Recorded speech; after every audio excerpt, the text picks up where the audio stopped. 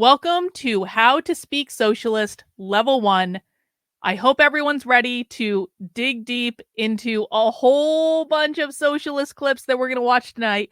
And I'm really glad that you guys are excited about this topic because it's a strange topic to watch a presentation on, isn't it?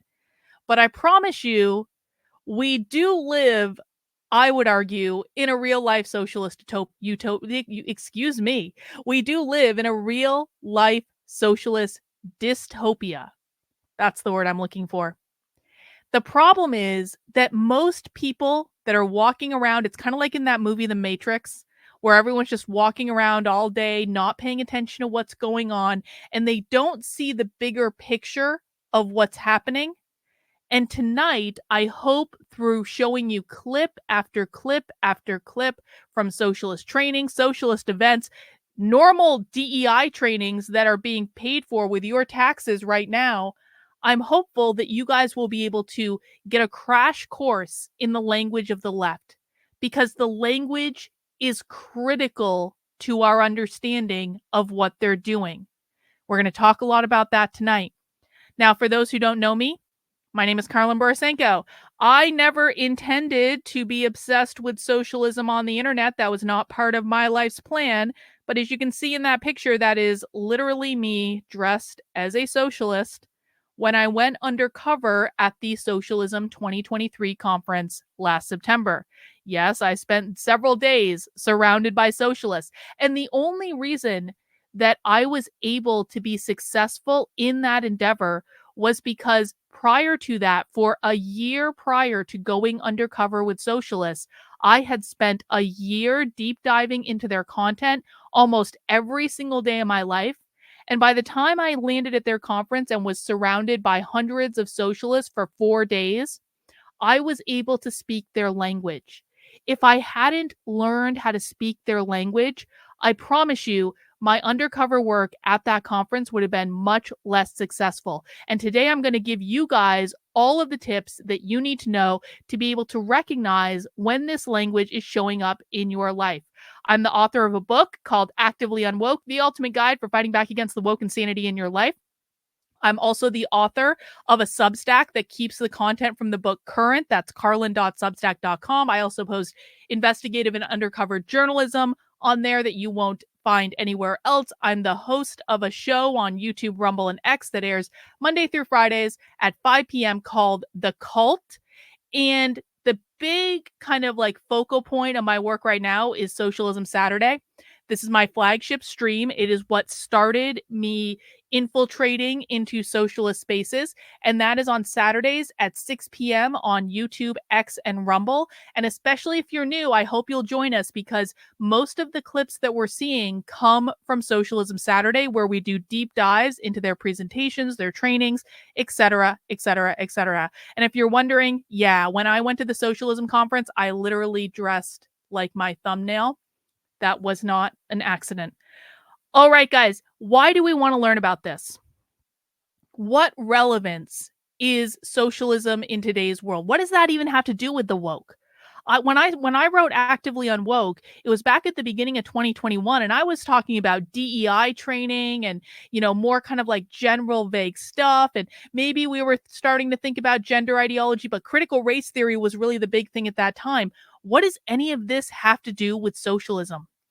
Well, what you need to understand is that when you reverse engineer where all these ideas come from, every crazy idea that you see showing up in the world today, from critical race theory to gender ideology to attacks on parental rights to defunding the police to what is going on in the border to college students protesting in favor of Hamas to drag queen story hour to attacks on the nuclear family, every single thing that you see showing up across all those issues comes from the socialist left. And when I say the socialist left, I do not mean the Democrats. Democrats are not the same as socialists. I do not mean the progressives. The progressives are not the same as socialists. I don't even mean the Democratic Socialists of America. And I know there was some news out earlier today saying the Democratic Socialists of America have lost like $2 million and had to lay off a bunch of people. And of course, everyone on the right is like, we're winning, we're winning. The Democratic Socialists of America are laying people off. But what the right doesn't tell you is that the real far left socialists in this country don't even allow their members to take part in the Democratic Socialists because they believe the Democratic Socialists are too close to capitalism and they don't believe it's a viable option for their revolution. So we're not talking about any of those things. The radical revolutionary socialist left is far bigger than most people think it is. They are far more effective than most people think they are. And they have direct influence over one of the most important institutions in our country, which is the K through 12 public schools. They have owned the K through 12 public schools for at least 50 years. This is not new. This did not start under Obama. This started after World War II. And slowly they took over every major institution in America, but the most important one to them was the public schools because it was their goal to integrate their ideology into the curriculum so that they could quite literally control the future. I cannot overstate how important it is for people to realize that the problems in the public schools are far deeper than books you don't like. They're far deeper than anything you see on libs of TikTok. And if people don't start taking this seriously, I really think that in less than 25 years, we are going to start to experience a socialist utopia in this country. I really do believe that, and we're going to talk a lot about that today.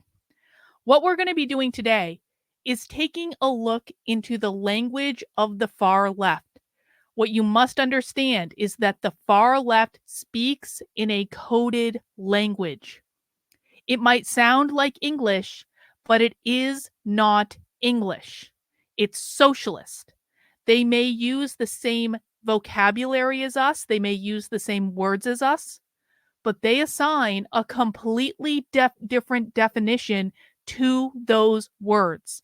And you have to go based on what their definition is in order to understand them. And I know a lot of people on the right don't like to hear this, but the reality is there is a very big difference between what the far left actually believes and actually thinks and what the political right think they think and think they believe. Now, this is important, okay? Because if you don't understand your enemy, you cannot defeat them. If you do not know your enemy better than they know themselves, you cannot defeat them. I can already see William saying in the chat, we're already in a socialist utopia. William, no, we're not. No, we're not. That is a mistake that people on the political right make. I hear this all the time. They say, we've already descended into it, Carlin. It's too late. They've already taken over.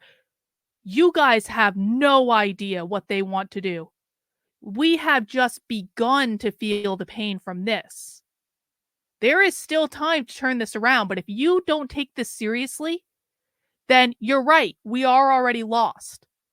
But what you're experiencing right now in this country, even in places like California, is not the socialist utopia. The socialist utopia is way worse. And hopefully you see that by the end of the night tonight.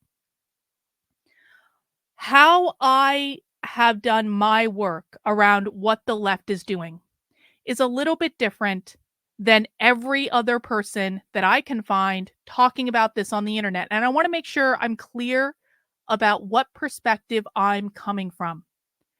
And this is just how I've approached it. It's different than other people. You might think their way is better. I personally think my way is better.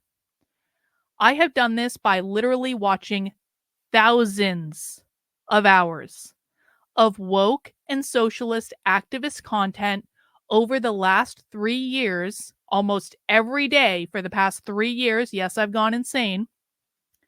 And I also go undercover at their events on a fairly regular basis. either their virtual events or their in-person events. So everything that I am going to explain to you and show you, and my entire understanding of what the left is doing, is all grounded in a practical reality of what they are actually doing in the real world. Okay? I'm not reading scholarly academic articles from 150 years ago that appeared in some obscure journal. I'm not doing that. I'm actually looking at their trainings, what they're teaching to each other, how they're showing up in the world, what they're saying in the world. And I'm doing a combination of qualitative analysis and forensic linguistics to spot patterns in the languages and patterns in their behaviors, which are much more predictive of what they're going to do next. So that is my perspective. It is entirely grounded in the real world, not grounded in the academic scholarship. If you are looking for the academic scholarship, there are people who do that and they're very good at it, but we are looking at primary source evidence from their own trainings and events, etc., etc. Now, the last thing that I'm going to do before we kind of jump in and start watching some clips is I really want to encourage everyone watching this. You have got to fight your urge to debunk them. Every single time you guys expend energy debunking them, that is energy that you are not spending understanding them. I have never met someone who debunks these people over and over and over again that actually understands what they believe.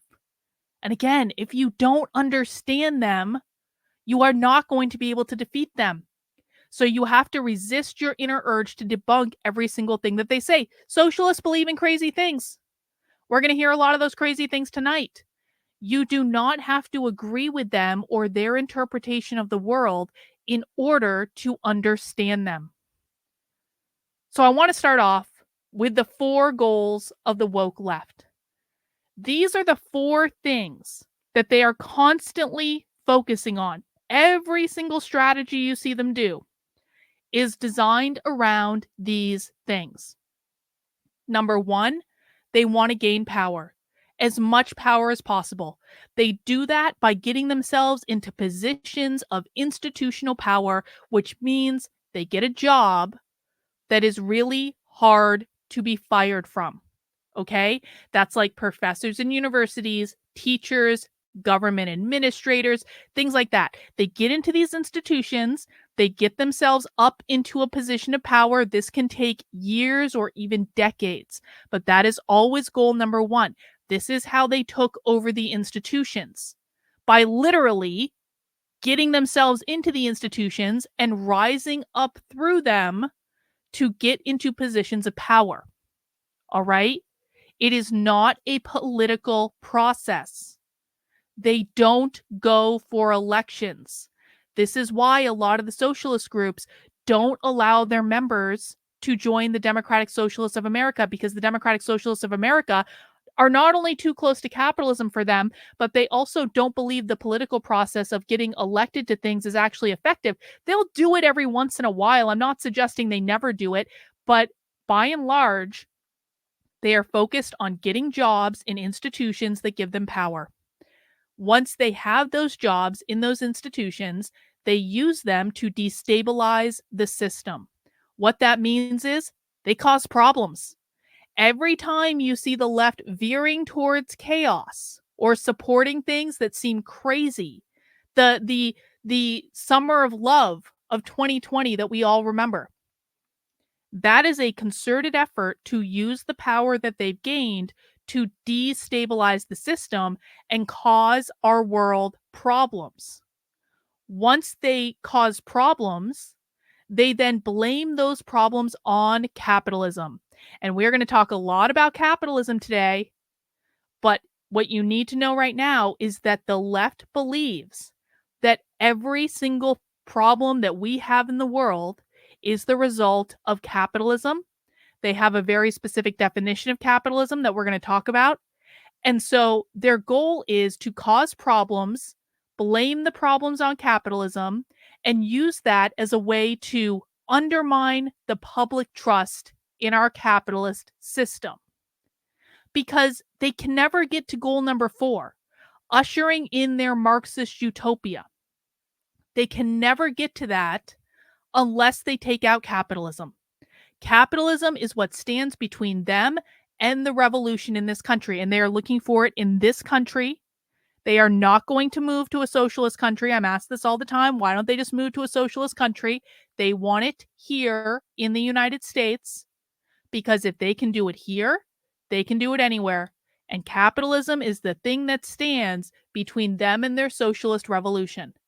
So those are the 4 goals. If you do nothing else tonight, memorize the 4 goals. Gain as much power as possible, destabilize the system, attack capitalism, usher in their Marxist utopia.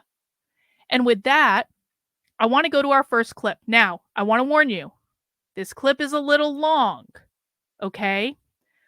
But the reason I want to play this clip is this clip literally shows you someone at a socialist conference. This is a socialist women's conference that took place in Atlanta, Georgia back in November of 2022. And the presenter in this clip literally goes through all of the 4 stages. So you're going to see the 4 stages in real time. That's why I want to play a little bit of a longer clip. I appreciate everyone's patience. Most of our clips are going to be shorter tonight. But I really want you to see how these ideas actually show up in the real world. And I'll be doing commentary on it as well because this is a clip from Socialism Saturday. So let's dig into it.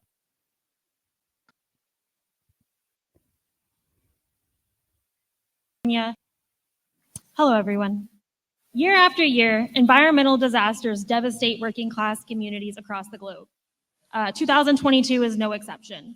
In the US alone, the summer has been marked by intense heat waves in California, deadly flooding in Kentucky, and extreme destruction from Hurricane Ian in Florida. Some of you may have noticed just this week, another hurricane hit the peninsula of Florida, Hurricane Nicole, the second latest hurricane landfall in the history of the United States.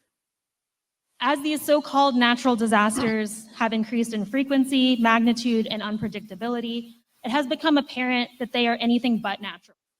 As scientists have warned for decades, climate change is here, and it is the driving force behind these catastrophic events. The data we have... Climate change is one of the things that socialists are going to use to gain... Here in the United States, socialists don't really care about climate change. They don't really care about it at all. They care about it in the same way that they care about what's going on in the Middle East, which is that they don't actually care about what's going on in the Middle East at all. They are using it to achieve one of their 4 goals, which is to gain as much power as possible, destabilize the system, attack capitalism, usher in their Marxist utopia. So what you're going to hear in this section is that she's going to say, climate change is here. Climate change is bad. Climate change means we're all going to die. Do you know what created climate change? Capitalism. It was the evil capitalists. It was the capitalists who put profit over the environment, who put money over humanity. And if we just abolish capitalism, then we're going to be able to fix climate change. That's what she's going to say. Watch for it. States, it is overwhelmingly the poor, especially poor women and people of color, who are most impacted by these disasters. That's Poor equity. People are the least able to afford to evacuate, let alone move. We are the least able to fortify our homes against the impacts of floods, strong winds, and so on. And women are more likely to be single heads of household as caregivers for children or for disabled or elderly family members. Evacuating an entire household on a single income with no support and little notice is almost... These are the people who are left behind when climate change ravages our community. In 2020, my family and I experienced this firsthand when Hurricane Sally hit the Gulf Coast. Sally was forecasted to make landfall hours away, but because the Gulf waters are so warm, the models were wrong. The storm intensified much faster than predicted and drastically changed course. Nobody that we know had the time or the money to evacuate or even board up their windows. We were forced to ride it out. We survived, but our home was seriously damaged. We spent months effectively homeless, sleeping on floors, or even eventually living in a camper with no running water with both of our children and all of our pets. Our story is not unique, and we were luckier than most.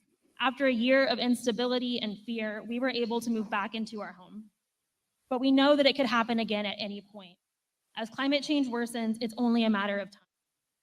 And this is the reality for millions of people across the United States. Meanwhile, the capitalist US government fails to act at every level. It has failed to make any meaningful steps to slow, stop, or Capitalist US government.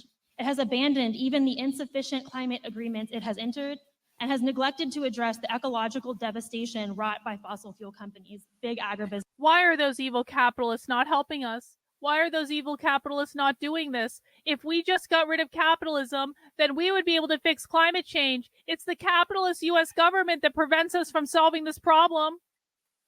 By deforestation and so on. It has failed to protect those in the most at-risk areas.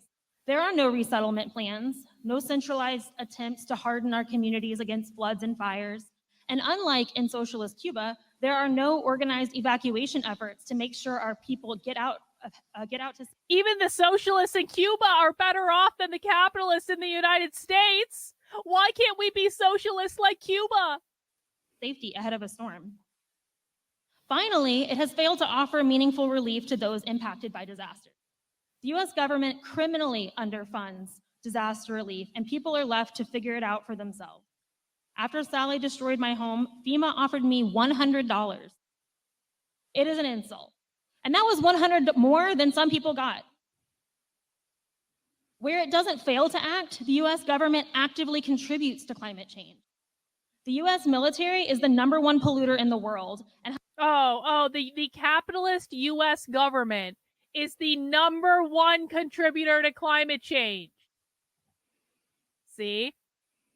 Cami says, is anyone else screaming at their screen? This is hard to listen to, Cami. If you think this is hard to listen to, then remind yourself that this is what is being taught in K through 12 schools to your children every single day. That's not a joke. This is what's being taught to them in public taxpayer-funded schools every single day. It has a bigger carbon footprint than over 100 countries. The US and other highly developed imperialist nations are disproportionately responsible for this crisis. Meanwhile, global South countries, which have been exploited by colonialism and imperialism, are struggling to overcome underdevelopment, are especially vulnerable to the heat waves, to the floods, the droughts, and the storms that come with climate change. Technology and science that should be shared with the world collectively to deal with climate change is instead hoarded and imprisoned by the patents of the US.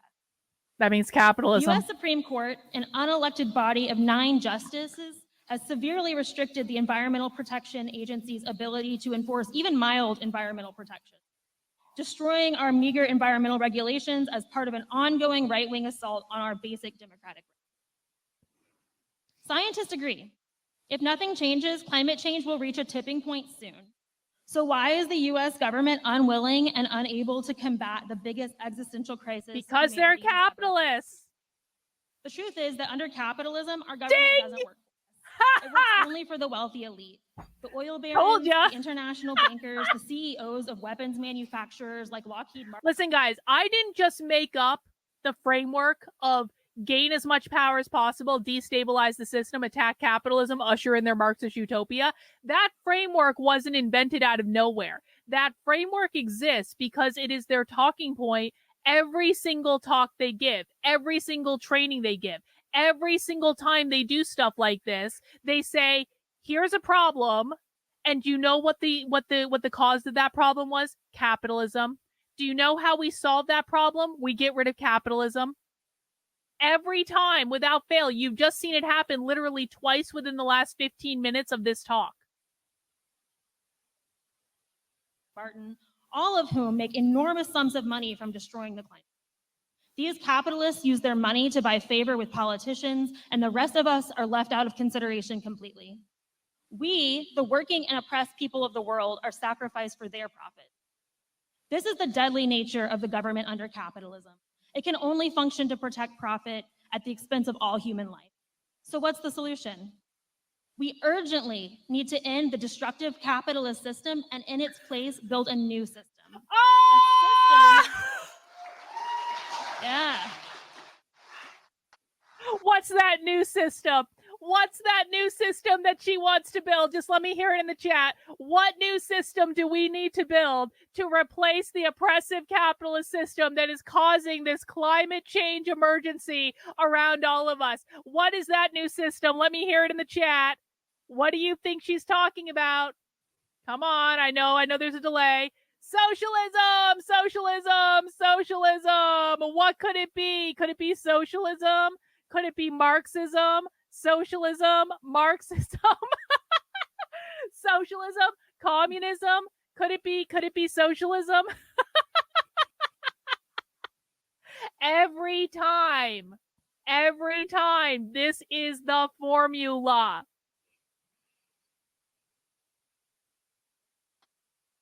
A new system in which human life comes first, in which we can choose the most sustainable and regenerative ways to meet people's needs. Only a socialist system can dislodge the fossil fuel vultures and the military contractors from their position of power and instead empower the multinational, multi-gender working class to collectively plan the economy so that each of us may live and thrive and reach our potential in safety. For the people. All right. So I know that clip just went on, and there were audio issues because socialists suck at technology and their audio sucked on that recording. But I think it's really important for you guys to hear how this language shows up in the real world, because sometimes there's not an exact translation between the four goals, which is gain as much power as possible, destabilize the system, attack capitalism, usher in their Marxist utopia. And sometimes how they actually say the language in the real world is a little abstract. But once you hear it over and over and over again, you start to see that the pattern is the same. And I want to emphasize that their goal is revolution. It very literally is. The next clip we're going to watch is from the Socialism 2023 conference. It's a really short clip, and they're going to tell you that their goal is to overthrow capitalism because they believe that no one will be free as long as we are under a system of capitalism.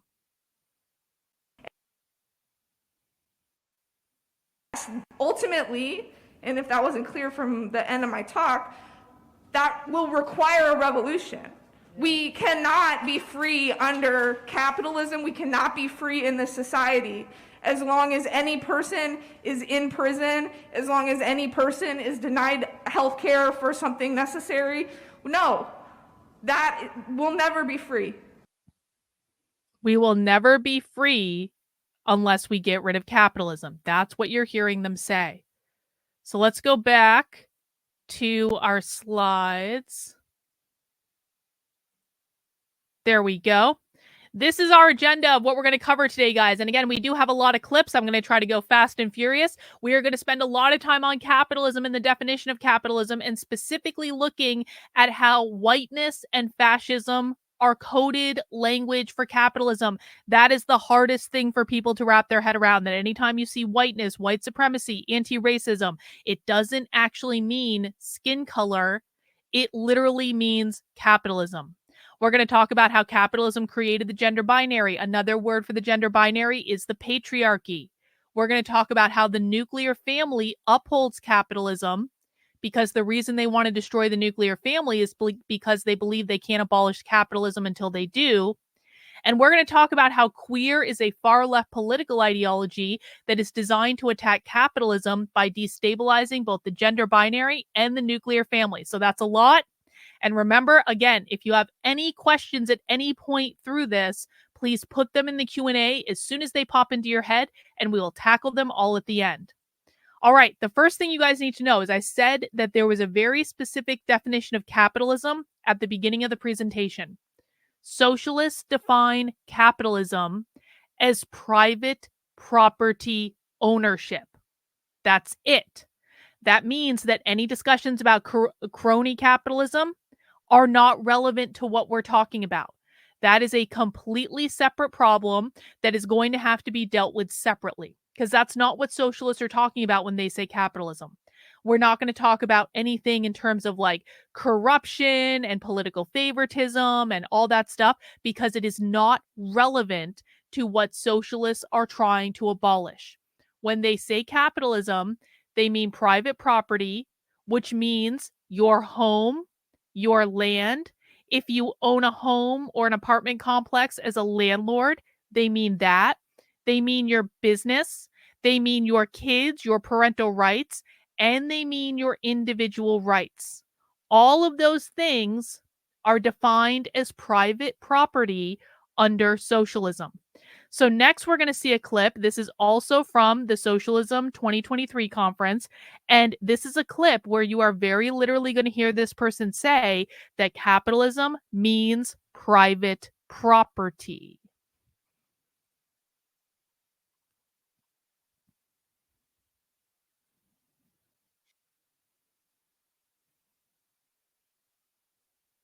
Right, that many of our communities are in crisis.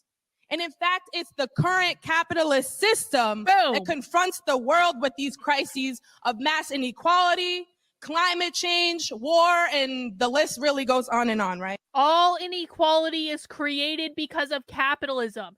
While millions of people recognize that capitalism is at the root of the issues that we face, and simply could not be what solves these crises. We can't solve equality or climate change or any other crisis in our society under capitalism because capitalism created the problems in the first place. How capitalism can be replaced seems a little bit less clear to some people. Many of us here might identify as socialists, hopefully, and see that, yes, socialism is the answer to these issues of capitalism. Even the comrades before said capitalism is the disease. Yes! We can't solve this under capitalism. Socialism is our answer. Socialists define capitalism as private property. That is the definition. It's not about crony capitalism or corruption or any of that. That's not why they want to get rid of capitalism. They define capitalism as private property. Private property is what they want to abolish. She just said, once private property is removed as the engine of society. Let's experience that magic again. And each chapter in the book illustrates that another world isn't just possible, but so quickly achievable, right? Once private property is removed as the engine of society and the existing resources and power structures that we have are reorganized to meet the needs of the people and the planet. All right. So once private property is removed as the engine of society, and they're saying that in direct relation to capitalism because they define capitalism as private property ownership. Next, we're going to see a clip from one of the people who invented queer theory. One of the people who is responsible for Drag Queen Story Hour. Her name is Judith Butler. And this is a clip of a speech that Judith gave, I think, at the University of Oxford back in 2022. It'll have a date on it specifically. But what Judith is going to say is that she specifically, because she's a socialist, rejects individualism and private property. Let's listen. The best way to make the case for freedom is to embody that freedom collectively in ways that make freedom into the condition and object of political desire. This means rejecting ideas of personal liberty based on property and self-interest alone in favor of new collectivities in which my freedom is not really possible without the freedom of others. My freedom is not possible without the freedom of others. And I got the university wrong. It was what was it? Cambridge in April. That's still very recent, in which Judith Butler is specifically attacking the ideas of individualism and private property. Now, there's no accident that they're saying individualism. Who remembers this graph? I know it might be a little bit small to read, but this is something that was featured at the African American History Museum in Washington, D.C., the Smithsonian, talking about white culture. Now, back in 2020, when they featured this, I made the mistake, as did many others, of thinking that because this said whiteness and white culture, this was about skin color. If you were in that place, no harm, no foul, because that was how a lot of us were thinking about this back then. But if you look at the components of what this says, what is number one on the list? Rugged individualism. They're saying that individualism is a characteristic of whiteness or white culture. Why is that? Individualism has nothing to do with your skin color. I mean, individualism couldn't have less to do with your skin color. So what is their beef with individualism? Well, you just heard Judith Butler say individualism in the relationship to property, which is what they define as capitalism. And you're about to hear another couple of clips in which they are directly relating individualism to private property. And the fact that it's related to what they perceive as whiteness or white culture, we're going to deal with that in a second, okay? Just keep that one in your back pocket. I just want to address the individualism one first, and we're going to go to this clip. This is actually from Socialism Saturday from this past weekend. This is part of a presentation that Haymarket Books, who is a socialist book publisher, did with Teen Vogue. Teen Vogue. Okay? And this woman we're seeing here, well, not woman, because they use they, them pronouns because they're queer. We'll talk about that later. Jen is a professor at Syracuse University. And so let's hear Jen explain to you how she feels about individualism.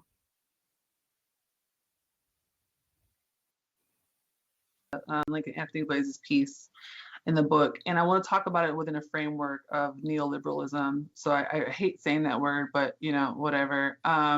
So we live up underneath capitalism, yes, but we also have this kind of late stage capitalistic ethos of neoliberalism that it encourages essentially the abatement of social amenities and resources that help folks to survive. And this is, like I said, rooted in this idea of individualism, this kind of fierce individualism, and also thinking about what Kim has said, thinking about how folks are not encouraged to kind of own their own labor. The state is trying to own every unit of labor, and that means also owning people's personhood and citizenship.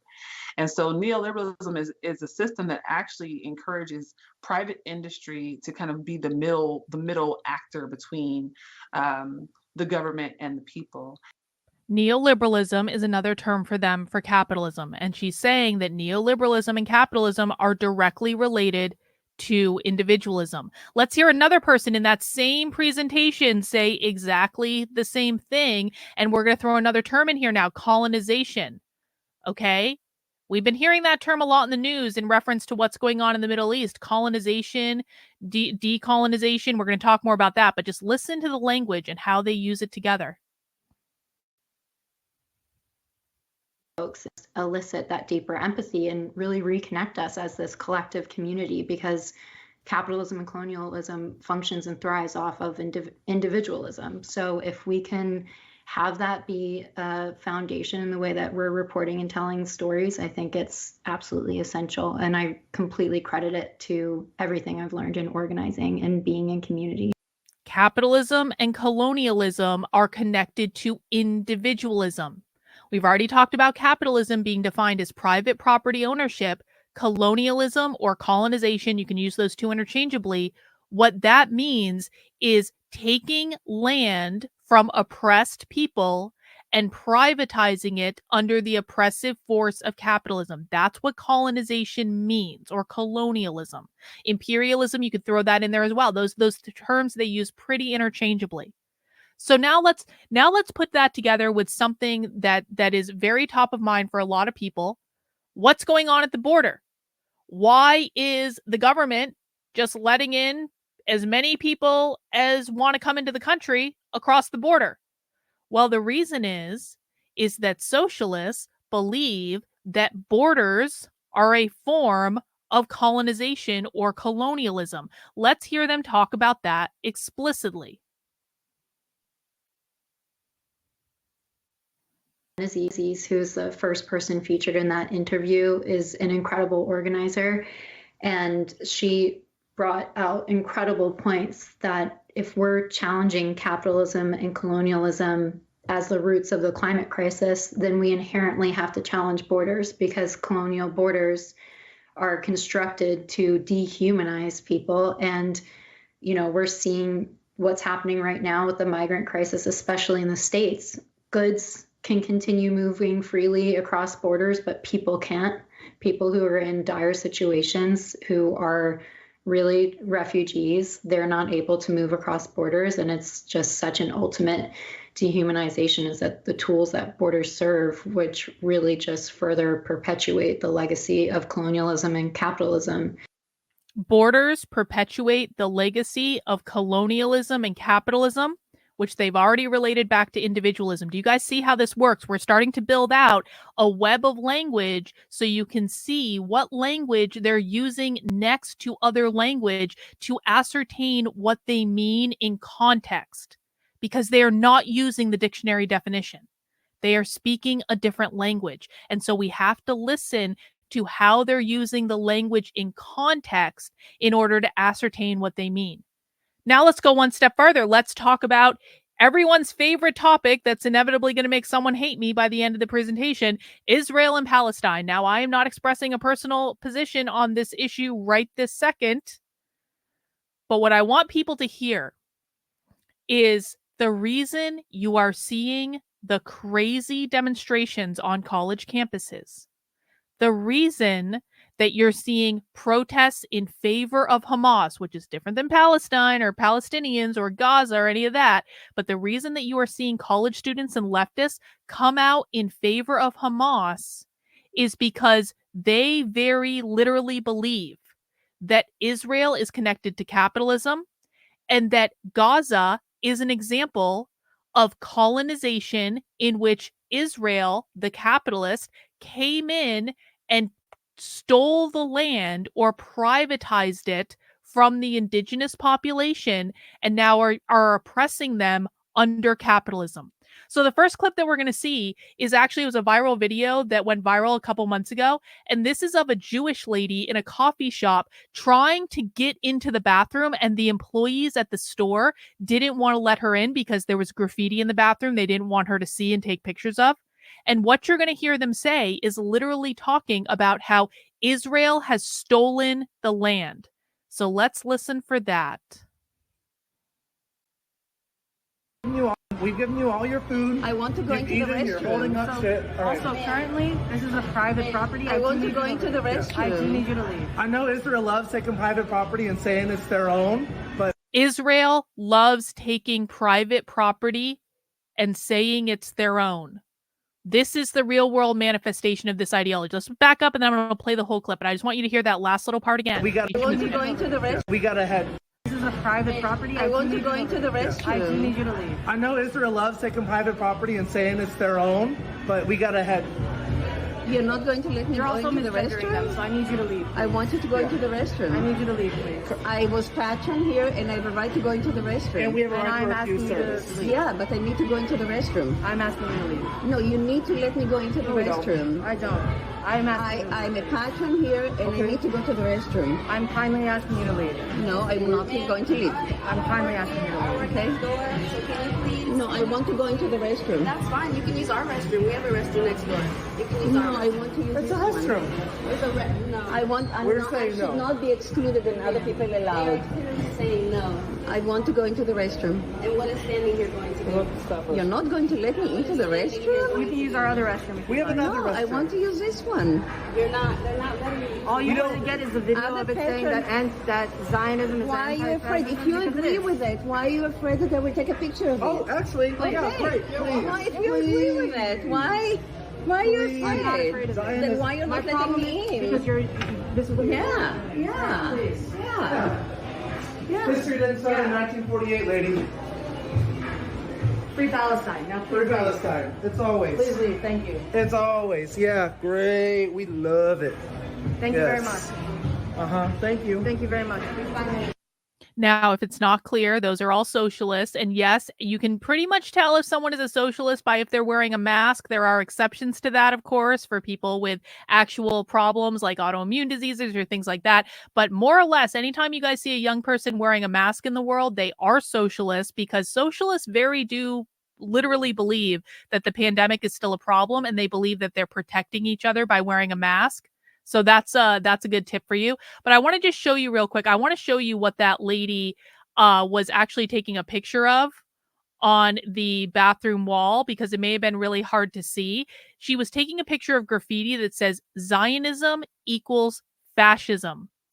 Okay, that's going to become important. Stick that one in your back pocket because we're going to be talking about the definition of fascism. Remember, I told you they see Israel as a literal representation of capitalism, and I have another clip that's going to prove that. And they're saying Zionism equals fascism. Well, we have to know the definition of fascism, which we're going to get to in a second. But I want to show you this clip because this literally just came out today. And this is a clip that made the rounds on Twitter of a socialist activist group out of New York. We've actually watched them on Socialism Saturday before. And in this clip, they are literally going to say that Israel is capitalism. Let's listen. We finally deal that final blow to Israel. When the state of Israel is finally destroyed and erased from history, that would be the single most important blow that we can give to global capital and to imperialism in our lifetime.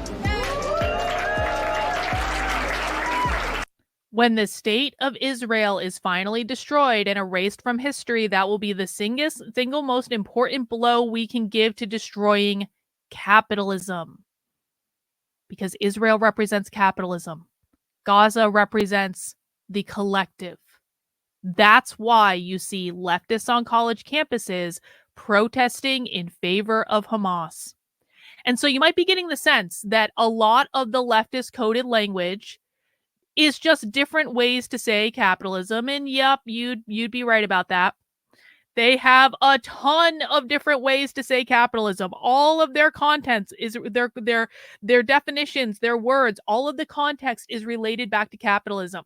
Whiteness, white supremacy, racist, anti-racism, fascism, gender binary, patriarchy, abortion bans, queer theory, the bourgeois, equity. All of these are references to capitalism, which means private property ownership. But the thing that is most confusing to most people does have to do with a reference to what seems like skin color, but is not actually skin color. Let me explain, and then we're going to watch a clip. The left believes that capitalism, which is private property ownership, created slavery, which is the ownership of people as private property based on skin color. That slavery created systemic racism. Systemic racism are disparities in outcomes based on race. They believe our entire system was built on systemic racism. The system in systemic is capitalism. When they are saying systemic racism or institutional racism, the system or the institution that they are referring to is capitalism. And they very literally do believe the only way to fix systemic racism is to abolish capitalism and implement equity. That is why every single school district in this country has a Department of Equity. Go onto your kid's school website and search for equity on the school district level. Go on the school district level and search for equity. And I promise you will find stuff popping right up. Anytime you hear a reference to equity, it is a reference to abolishing capitalism. But in order to get people to wrap their head around that, because I understand this is a new concept for a lot of people, I want to play you some clips from a woman named Cheryl Harris. Cheryl Harris wrote a paper called Whiteness as Property back in 1993. It was published in Harvard Law Review. 20 years after the release of that paper, Cheryl Harris gave a keynote at UCLA Law School.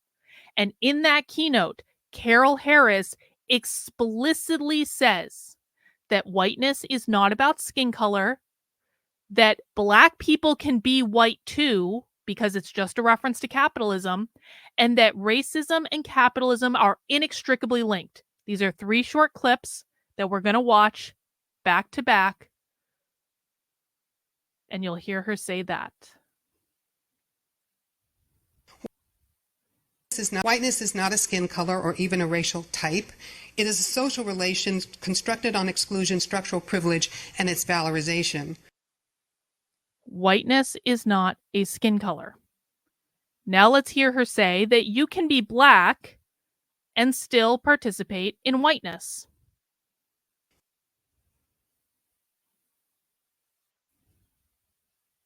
Secondly, post-racialism's commitment to protect some value in whiteness, however relative, what Derek Bell called the promise not to be the face at the bottom of the well, it coexists with expanding whiteness to encompass non-whites. And I think Chuck was alluding to this a little bit yesterday. Post-racial whiteness is conditionally available to persons of any racial group, even some blacks. Post-racial whiteness is conditionally available to anyone, even blacks.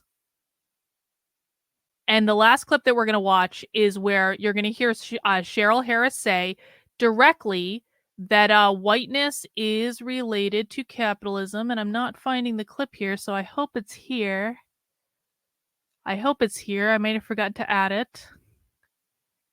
It looks like I forgot to add this one. Well, it is in the presentation. And when you guys see the slides, and I apologize for missing it, I did my very best. But hang on, maybe I can paste a YouTube link really quick. Hang on. Let me copy the link, see if I can paste it in here. And now I should be able to play it. Yay! In mobilizing a sense of linked fate, that dismantling racial hierarchy is joined with addressing the problem of capitalism, these projects are placed in opposition, and the challenge to white entitlement or white privilege is then recast as an elitist, anti-populist project. See, Cheryl Harris would much rather they be dealing with the issue of whiteness in relation to capitalism. And she's not the only one. We're going to see a bunch of people who are effectively saying the same thing.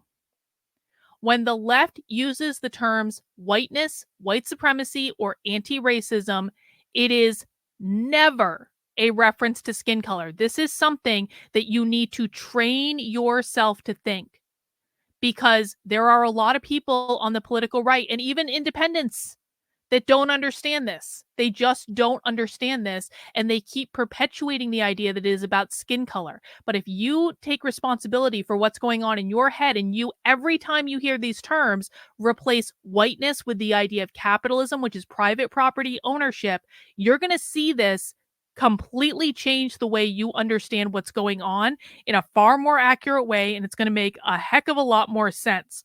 So when you see things like critical race theorists, like this guy, Brian Lindstrom. Brian Lindstrom is a Colorado teacher who quite literally got the Colorado Teachers Union to pass a resolution declaring capitalism inherently exploitive of children in public schools. And I've got him openly declaring that he will absolutely teach critical race theory to his students. These two ideas are connected, because the basis of critical race theory is systemic racism. Systemic racism is a reference to capitalism. They say it out in the open. You just have to understand the way the connections work in order to see it. We can also look at some of Brian's other tweets and say that Brian is a socialist, and Brian really doesn't like capitalism. Look at this one in the bottom left-hand corner.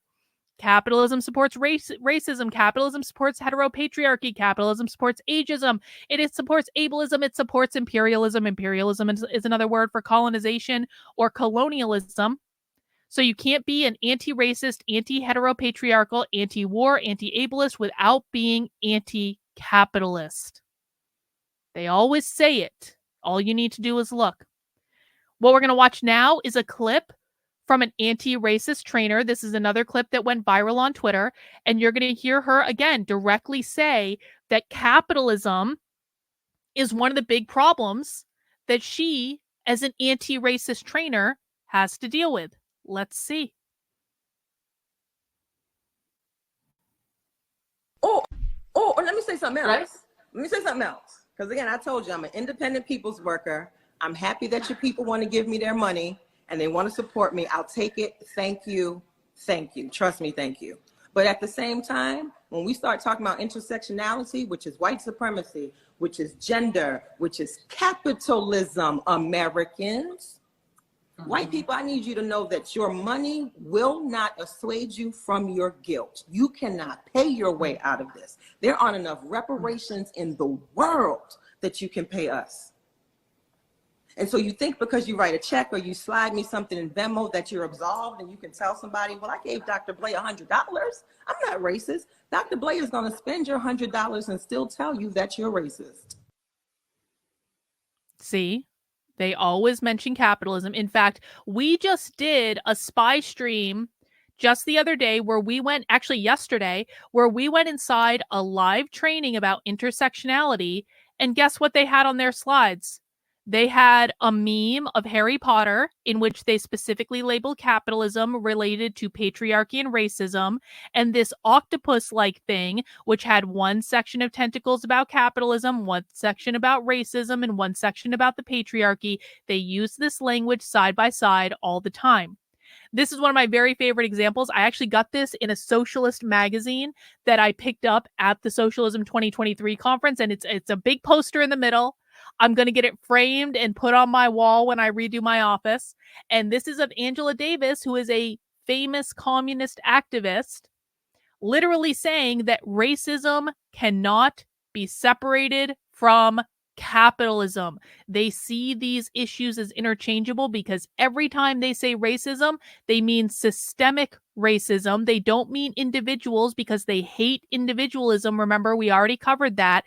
They mean systemic racism, which is a reference to capitalism because capitalism created systemic racism. I'm just going to beat this dead horse just a little bit more. Let's listen to this clip. This is from a socialist podcast. The lady that we're going to see in this clip is a professor at the University of Washington.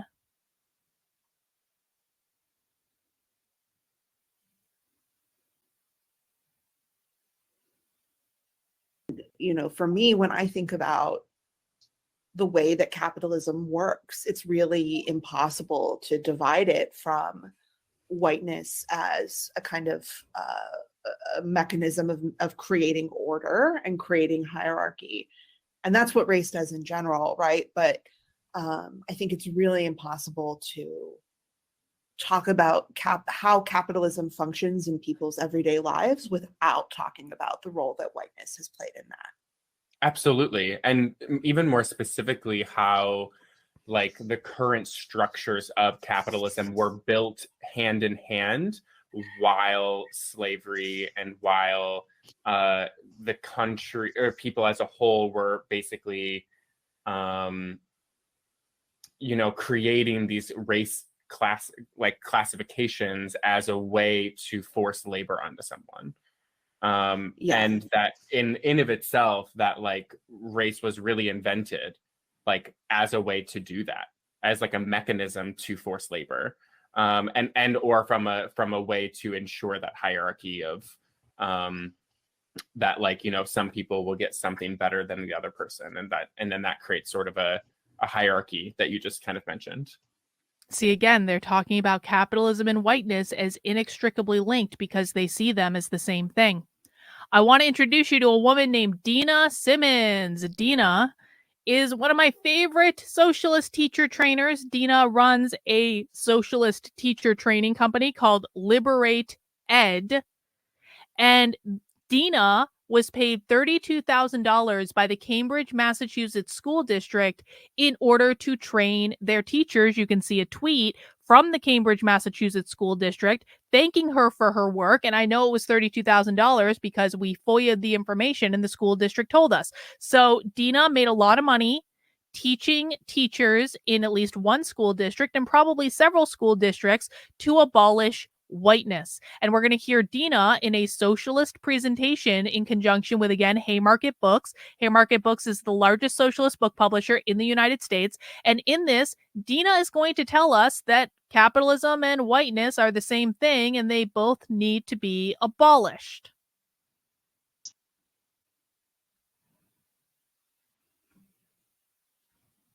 Based on what we're citing here, Angela Davis, Ruth Wilson Gilmore, and others, that a lot of their work is inseparable from anti-capitalism. Is abolitionist teaching anti-capitalist by nature? Abolition is anti-capitalist by nature. You know, we know right now that capitalism is the structure that we are under. And so we're going to use this structure to our best ability. But what we also know is that capitalism will not free us. And you got to remember that this country was built off of stolen Black labor, and that all of those folks who are positions of power who have that money, you got it because you stole it. You know, and I think, you know, it's always so funny. Can I throw money at that? I'm like, yo, that money's mine. Like, that money is mine, actually. You stole it. You know, and I think, of course, you know, being, you know, an abolitionist is anti-capitalism, right? Because there's a connection between capitalism and slavery in this country. There's a capitalism between, you know, how communities like redlining were built to disenfranchise people, how, you know, the hierarchy of structures in organizations, who gets paid and who has the power to say this, that's all capitalism. And honestly, to me, that's whiteness. And we have to eradicate whiteness. We have to abolish whiteness as well. And Last word, Goldie. That's all capitalism, and to me, that's all whiteness. There was a pretty famous like assignment that came out of public schools that made its way around the internet in 2020 during the Summer of Love, and it's on the left-hand side there. And it was this assignment that basically a school assignment compared police officers to slave owners and the KKK. Now, this might make sense because now you know that whiteness was created when slaves came to America. That is part of the argument that they have, that white people literally did not exist until slaves came to America, and then they created it because they were owning the Black people as private property. And so they had to distinguish themselves, and that's the basis of systemic racism, is the racial disparities caused by the ownership of people as private property. And they said that police officers were the same things, were basically helping slave owners and the KKK. Now, why might that be? Maybe they consider police officers to be the managers of private property. Part of the reason, and one of the number one socialist issues, is they want to abolish the police, defund the police. All the defund the police efforts that you see around the country are directly related to this. All of the decriminalization of theft, where you see these videos of people going in and just hauling out big bags from like the CVS or the department store or whatever, and no one is stopping them, and theft is basically being made almost completely legal. That's all from this idea of defunding or abolishing the police, decriminalizing things, getting rid of cash bail, things like actually getting rid of police departments entirely, all relates back to this. I want to play you a video from a socialist political party. It's the Party for Liberation and Socialism, I believe. Don't quote me on that. There are a bunch of different socialist parties, but this is them talking about a book that they literally wrote to outline what the future Marxist utopia looks like. And they're going to explain to you that they consider police to be the managers of private property.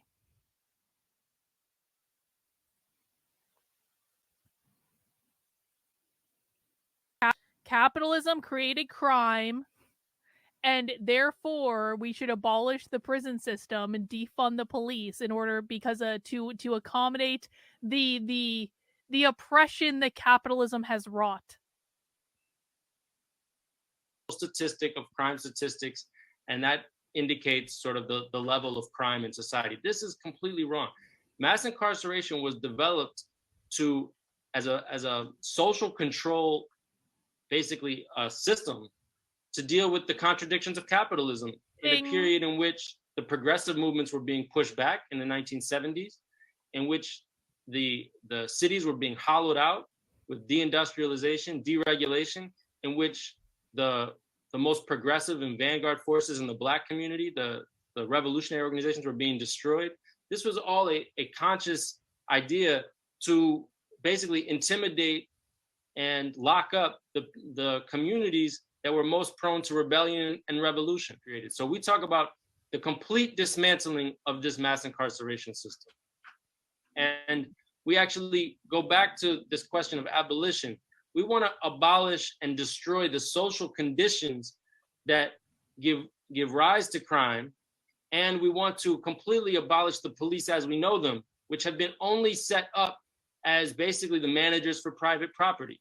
Oh! The police are the managers of private property. Gabby in the chat asks, what is the book's name? I believe it's Socialist Reconstruction. I believe it is. So I think I'm beating my dead horse about this issue. You have got to start changing the way you see things. Socialists don't actually care about skin color, guys. They don't. We can see, we just saw a white man talking. There are 2 white men in that video right there. There are 3 white people total because you got a white woman too. Socialists, at least the vast majority of them, are white. They don't care about skin color because they don't equate the ideas of whiteness or white supremacy or systemic racism to skin color. They equate it to capitalism. And this also applies to the term anti-racism. And I know this because socialist book publisher Veriso Books quite literally published a book with the title, What is Anti-Racism and Why It Means Anti-Capitalism. They are saying it right out in the open for everyone to see. You guys have heard about them teaching anti-racist math? I had conservatives cut a clip of me out of context where I was trying to teach them about socialists teaching anti-racist math, and they didn't like my haircut, so they made it look like I was a proponent of anti-racist math. It got millions of views on the internet. Some of you might have seen it. Disinformation from the political right, because I've been tracking anti-racist math for at least 3 years. And I'm going to give you an example of them teaching anti-racist math, again, in the Cambridge, Massachusetts school district, because they have a professional development slide in which they are literally training their teachers to engage in elementary math equity, asking the specific question of how might we disrupt racial inequity in elementary math classrooms. It's very important people understand this, because if you just look at the word anti-racism and you don't understand the context of where it's coming from, that anti-racism quite literally does mean anti-capitalism, it might seem like a nice thing to teach in schools, right? To teach kids, don't be racist. Okay, I can get on board with that. I don't want people to be racist either. But that's not what anti-racism is. Anti-racism is teaching kids to be against capitalism. The next thing that we're going to listen to is a clip that I got when I was undercover at the Socialism 2023 conference. This is from my favorite socialist activist teacher, Jesse Hagopian. Jesse Hagopian is a real live teacher. He teaches high school at Garfield. He teaches at Garfield High School in Seattle. He teaches social studies. And Jesse is going to tell us that the key to building a socialist society is anti-racist education. Let's listen.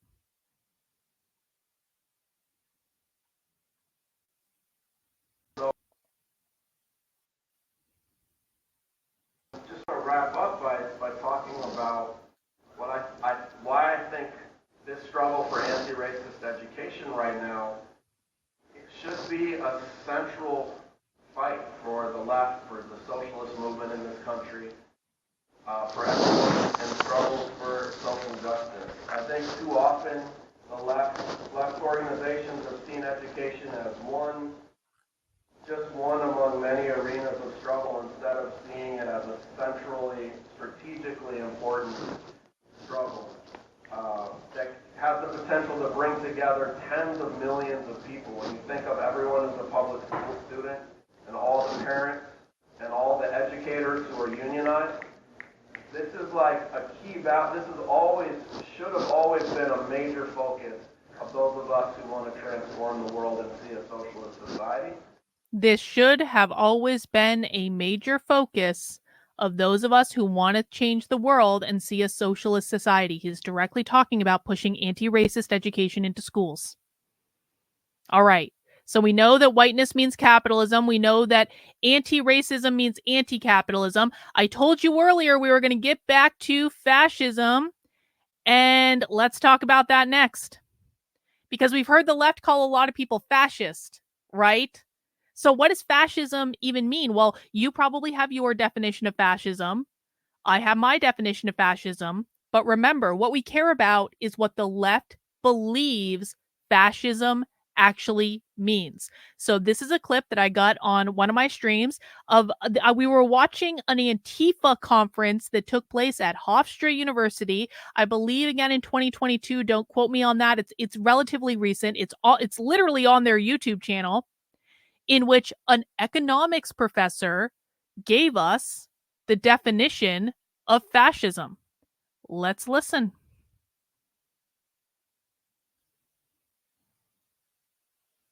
I do want to point out that I'm not a traditional economist, and I hope you feel that way by the time this is over. But it's neo, and someone mentioned earlier yesterday that being anti-fascist meant being anti-capitalist, and I'd like to just qualify that a little bit, because I believe being anti-fascist means being anti-free market capitalist. That there is liberal capitalism, managed capitalism that is possible. We've gone beyond it, and we've been beyond it for 40 years. And I guess the question... Being anti-fascist means being anti-free market capitalist?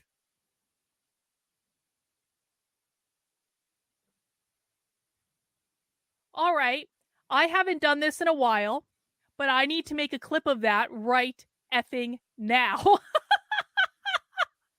Hang on, let me get my whole setup in order. I apologize. I wasn't expecting her to say that particular quiet. Hang on, we don't need to watch the clip again. You guys get the point. Being anti-fascist means being anti-free market capitalist. But she's not the only one I have saying it. I want to introduce you guys all to someone named Henry. Henry is very special to me. Henry is my one of my best socialist friends on the internet, because Henry is an older gentleman that likes to say the quiet part out loud. Henry Giroux is a socialist educator at Macalester University, and he is almost single-handedly responsible for the level of socialist infiltration in the schools, because he is a protege of Paulo Freire, who wrote Pedagogy of the Oppressed. And Henry is basically the conduit between Paulo Freire and pushing his ideology into public schools in the United States. And Henry is about to tell us the exact same thing, that capitalism means that fascism means capitalism. I think that's the great fight we're having today. I mean, the fight is not between simply democracy and authoritarianism. The fight is between democracy and a radical democratic socialist democracy, and a fight against capitalism. It's a fight for socialist democracy against two things. It's a fight against capitalism, and it's a fight against fascism. And the fight against capitalism and fascism are part of the same body. They're linked. They're linked. You can't talk about fascism without talking about capitalism. I don't believe that anymore. And I think we need a new language to rephrase the struggle, and we need a new language to see education as central to politics itself. And I think that when we reduce education to question of methods, questions of technique, instrumental questions, we really have lost it, because we have no way of understanding education as part of what Adorno once called the totality. The totality. How is it being used as part of a larger totality to reproduce structures of power under the aegis of global capitalism that are destroying the world? Fascism and capitalism are inextricably linked. Now, I can keep playing clips of socialists talking about capitalism for days and days and days, but inevitably someone's going to ask me, Carlin, do normal people understand that it's about capitalism? Do normal people understand that whiteness is capitalism, and that socialists believe that capitalism created all the problems in our world? And if they mean capitalism, then why don't they ever say capitalism? The thing is people can hear clips like this, and if they aren't paying attention, and if they don't believe that capitalism is the main problem, they don't hear the word capitalism. But as you can see, the left literally says capitalism all the time. They say it all the time. All you need to do is listen. And to prove that, I want to show you this clip of Barack Obama literally giving a speech. This was in October, in which Barack Obama says that capitalism is the thing that created all the world's problems, and he does use that word explicitly. And then he starts to give a lot of solutions to those problems that kind of sound like socialism. So let's listen.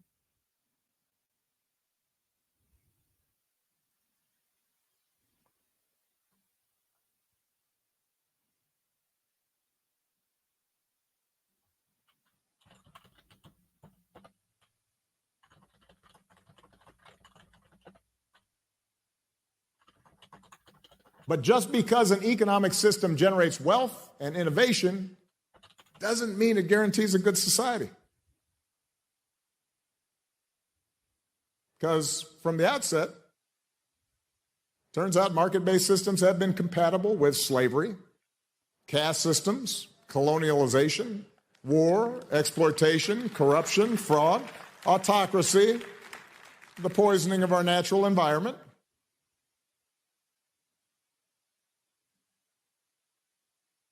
Fortunately, thanks to the accumulated efforts, bit by bit, of reformers and organizers and visionaries not so different from many of you,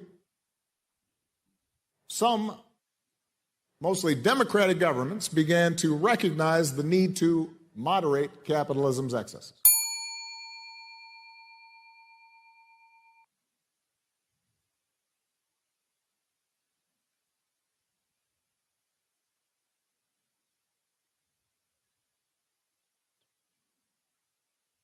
Especially after the Great Depression and World War II. Governments began making public investments in education and transportation, scientific research and housing. They constructed a social safety net to protect at least some of their citizens from destitution.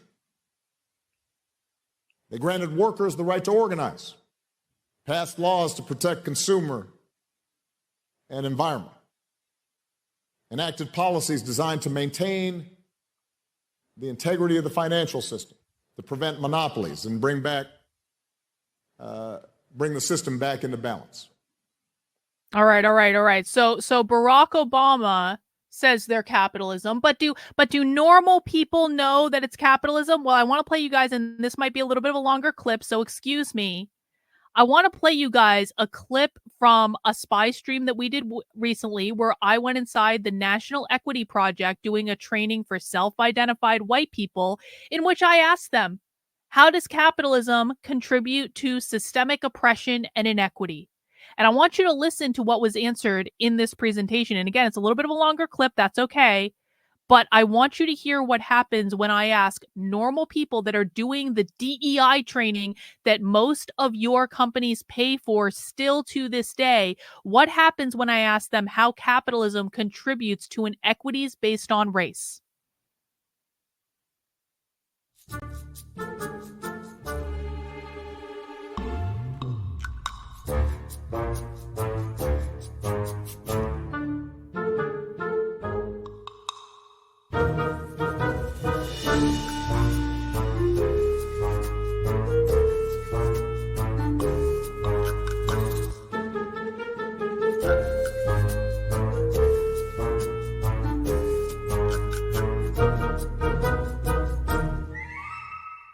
So I want to just open up a little bit to some conversation, and I see Karen's question about how capital is an example of how capitalism contributes to inequities.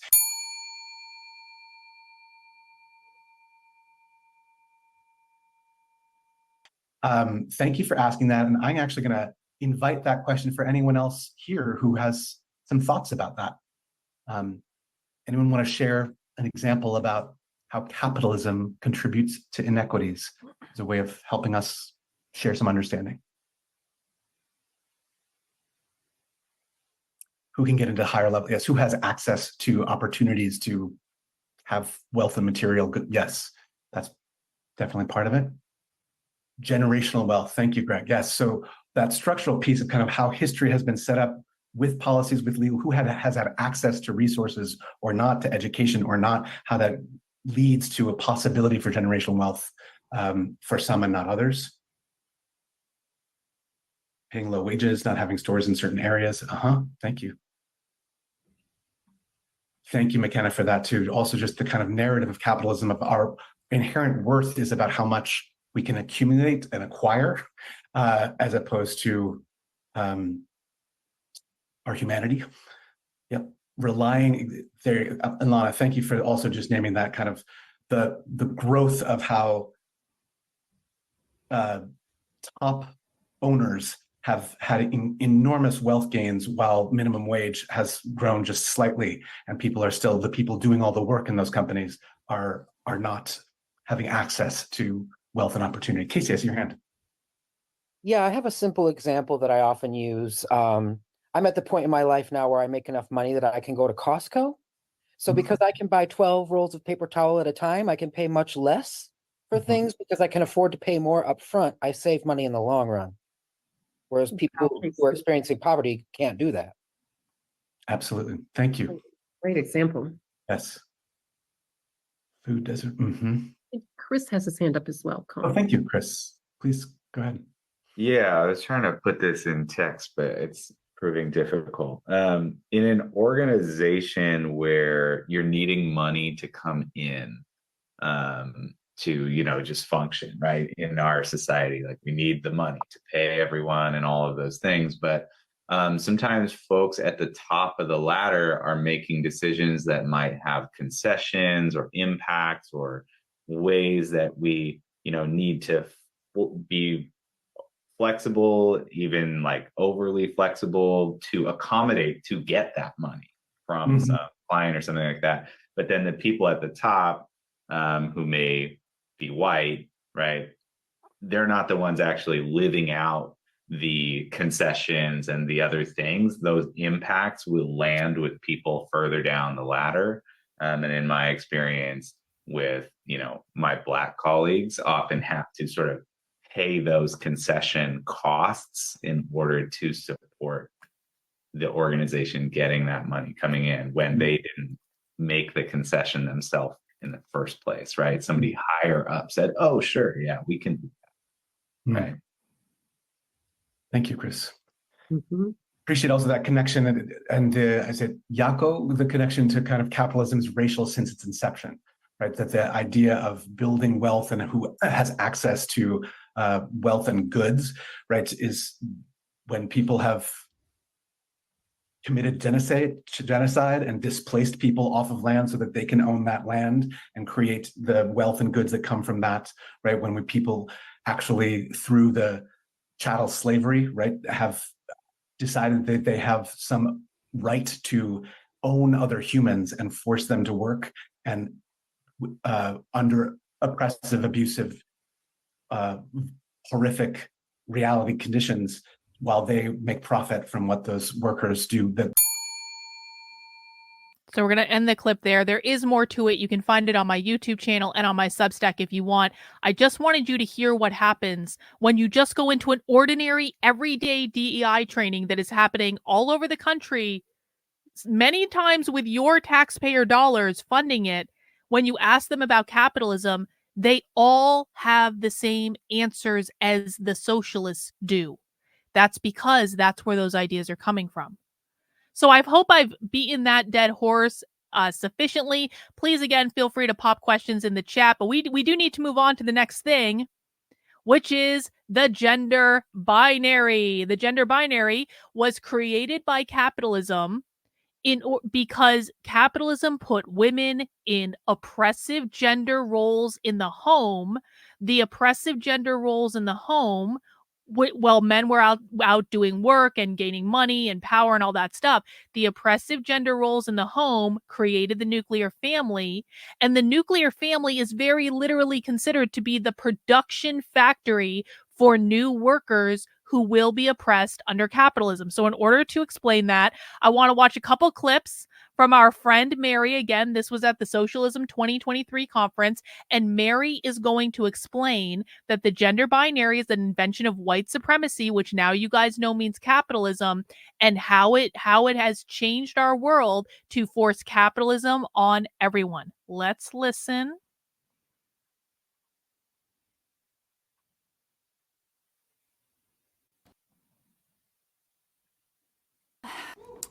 So on August 23rd, At the first debate of the U.S. Republican presidential primary candidates, multimillionaire Vivek Ramaswamy called for the abolition of the Department of Education. His argument hinged on how education starts in the home, and he closed by saying the nuclear family is the greatest form of government known to mankind. His glorification of the nuclear family is representative of the value set held by most on the far right, the idea that heterosexual cisgender couples with children are the beating heart of a free and prosperous nation. Underneath that belief, we see its ideological roots deep in the gender binary. The gender binary is a white supremacist invention born from men in power in the division of labor and care work in primitive Western Europe. I know, Oliver, it sucks. Male paternity became the absolute determinant of heritable wealth and property as class society was developing. Men in power sought exclusive right to their power, and women were excluded from participation in power structures. Domestic labor and care work were feminized and devalued. The gender binary was one aspect of the cultural devastation wrought by colonization.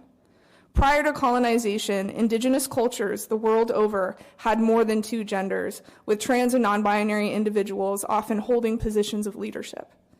Expansive, non-binary gender expression and reproductive autonomy through contraception and abortion are ancient, sacred practices, and their repression has long been a tool of white supremacy.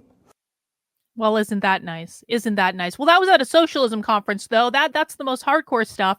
Let's listen to how that shows up in the real world. I'm about to show you a video from another spy stream that we did where we went into a diversity training about gender that was funded by the mayor of Washington, D.C. And you are going to hear the trainer in this presentation say exactly the same thing that Mary just said at the socialism conference, which is that capitalism is the problem that created the gender binary in the first place. So here on the screen, as we continue to decouple sex and gender, it's hard because all the language we use is interchangeable, but they're so different.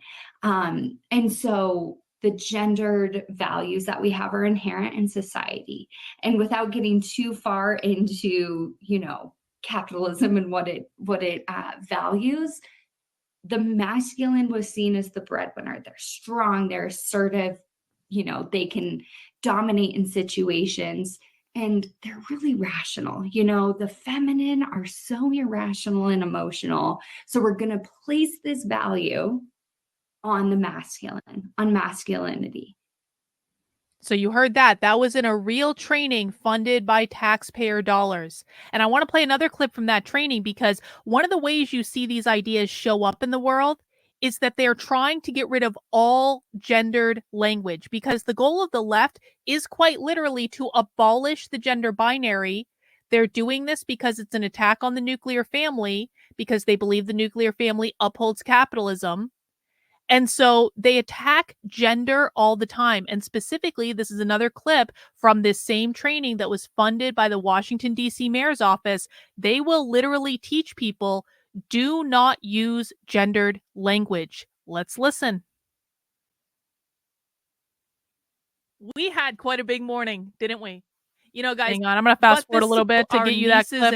Hang on. And so things like that are just ladies, kids, kiddos, so for the end of our session today, we really just want to break down, okay, we've got the terms, we're going to keep using them and be on this process. What are other things that we can do to make sure we're creating safe spaces? We'll send this to you, obviously. This, as we think about what can we do to dismantle gender spaces, gender inclusive language, right? So gendered language is everywhere. So this is very small, but husband, wife, boyfriend, girlfriend. You may hear folks refer to their people as partners or spouses, which is a gender neutral term. Boys and girls, we can talk children's, kids, kiddos, young people, everyone, y'all, ladies and gentlemen, folks, everyone. You'll hear me use folks a lot, just encompasses a large group of people for all genders, right? A lot of us will say, hey, guys, especially in the sports space, come on over, guys. You're automatically excluding anyone who doesn't identify as a boy, right? Or that prescribed gender as a guy. And so things like that are just those small catches. I'll still say guys and be like, whoop. And so it's just those quick corrections in the moment of, oh, I'm so sorry. There's multiple people here. Come on over, everyone. Brother and sister, we can refer to them as siblings. And something that I learned recently for young people in our life who are the children of our siblings, the term that is being used is nibblings, which I... Nibblings. They want us to call our nieces and nephews nibblings. So what about Drag Queen Story Hour? Because Drag Queen Story Hour has been in the news a lot. And if you follow the news, you might think that Drag Queen Story Hour is about sexualizing children. It's not. Drag Queen Story Hour is about teaching children that gender is performative. That when we watched Judith Butler earlier in this presentation, Judith Butler's idea is that gender is performative. Okay? It's something you perform. It's something that can change. It's fluid. You change it as easy as changing an outfit. Well, here's a clip. And this is from a lecture at Yale University back in like 2000. This was a long time ago. I want to say it's like 2009. And in which the professor at Yale University is going to explain that the virtue of drag is that it makes gender a performance.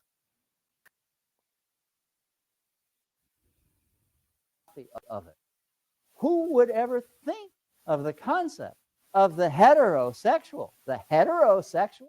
You know, you're the only person on earth, and you stand there and you say, I'm heterosexual? No, you know, you don't do that. You just say, well, I have sexuality, right? You could say that if you had enough jargon at your disposal. You could say that. But you can't say, I'm heterosexual. You can't have the concept heterosexual without having the concept homosexual. They are absolutely mutually dependent, and it has nothing to do with any possible truth of a chicken and egg nature. You know, as to what in sexuality, the very strong supposition is for Butler, neither came first. They're always already there together in that psychic excess with which we identify sexuality. But in social terms, the idea that what's natural is the heterosexual and what's unnatural, secondary, derivative, imitative of the heterosexual, the homosexual, is belied simply by the fact that you can't have one conceptually without the other. And it's the same thing with gender and drag. Drag comes along. That was an interesting mimic, imitate transition. Gender. But what it points out is that gender is always, in and of itself, precisely performance. Holy! Drag points out that gender is a performance. That's the point of Drag Queen Story Hour, to teach kids that gender is a performance. And now I'm about to make a lot of people happy because I'm going to show you how this translates into sex education for children. And we're going to watch a video that is literally shown in elementary and middle schools that teaches kids this very concept, that their gender is changeable, that they can change it as easy as changing an outfit, and it teaches them that they're going to get attention on social media if they change their gender. And it's a nice little palate cleanser as well. Guys, welcome to the Penguins. Oh no, I forgot to load the video. Hang on, I can do it. I can get the clip from the link for the video. Hang on. I apologize. I didn't preload the clip, but I can add video. Enjoy, guys.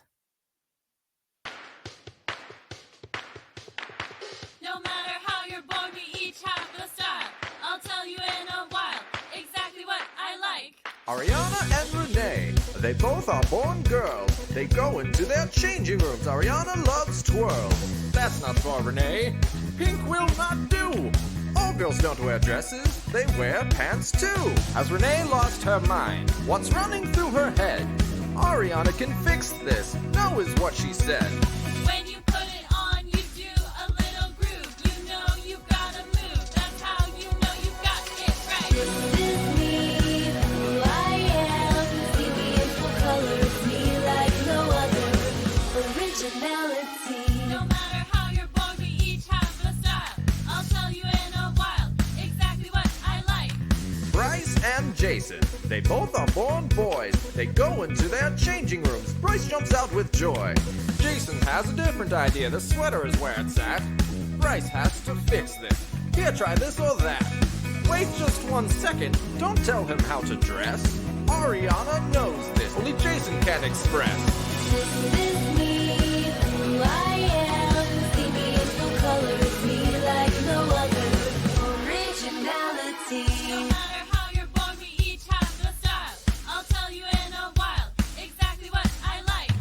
Darla and Charles, one girl and one boy. They go into their changing rooms. Charles is feeling coy. Others are thrilled with the look, but Charles is quite unhappy. Let's try this again. Yeah, this is snappy. Some are confused. They just don't understand. Charles knows Charlotte is certain. Ariana's her biggest fan. Some might keep their distance, but others will come around. Come on over, Darla. Show us what you found. Darla had something on, but is not quite convinced. She wants to try again, yet she still gives a wince. Nope, not right either. Why can't she decide? Sometimes it takes time, only she can find her stride. Darla presents an outfit. The new name is Darren. Now everything feels right. The person within he's sharing. When you put it on, you do a little groove. You know you've gotta move. That's how you know you've got it right. This is me, who I am. See me in full color, me like no other. Originality. Here we have Skylar, born a boy or girl. Not interested in the girl look. Won't give the boy look a whirl. Skylar wants a new path, and it isn't one of those. This is a unique look from Skylar's head to toe. When you put it on, you do a little groove. You know you've gotta move. That's how you know you've got it right. This is me, who I am. See me in full color, be like no other. So don't get distracted by the catchy song. What that video taught is that changing your gender is as easy as changing your outfit. One of the penguins was even non-binary. And this is being shown to elementary and middle school kids. Gender is your exactly, Tatiana says in the chat. Gender is your clothes. It is fashion.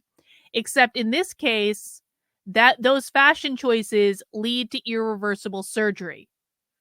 All right, guys, we got a little bit more to get through. Thanks for hanging in. We've got a little bit more. I might go a little bit over time, but of course, you will have access to the recording, and I will stay as long as I need to in order to answer all the questions. But I do think it's important that you guys see the progression of clips, so I appreciate you bearing with me.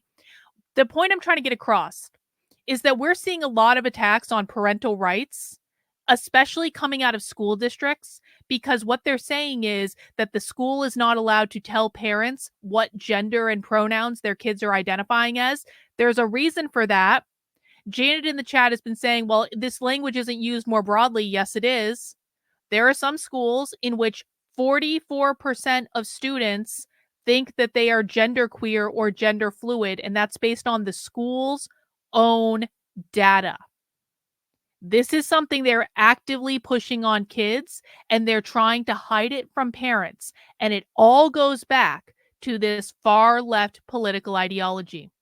But I want to spend a little bit of time talking about queer, because there's a lot of confusion around this. Trans and queer are not the same thing. Okay? Now, you can feel however you want about trans people, but the fact of the matter is that trans people uphold the gender binary. They say there are men and there are women, and I am one now and I want to switch to the other one. That's fine. Queer seeks to abolish the gender binary. That's what non-binary means.